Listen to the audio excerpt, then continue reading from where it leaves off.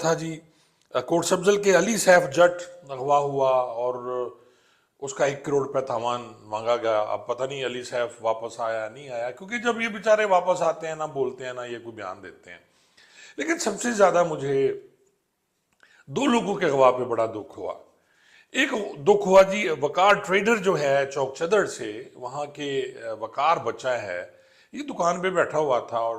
दिन दिहाड़े लोग आते हैं और आके मोटरसाइकिल पे 4 लोग हैं 5 हैं, फायरिंग करते हैं, उस बच्चे को दुकान से उठाते हैं और फिर चौक चदर इतना रश, इतने लोग, और फिर उसको लेके चले जाते हैं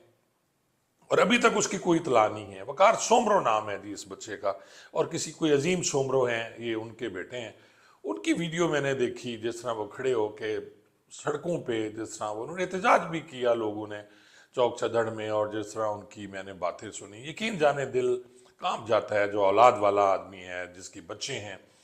और उसके बच्चे को, अल्लाह ना करे किसी के बच्चे को कोई अगवा करे,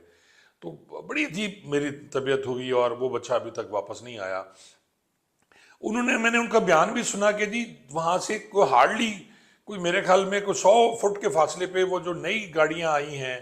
वो भी खड़ी हुई थी जी, बख्तरबंद गाड़ी या वाट एवर जो भी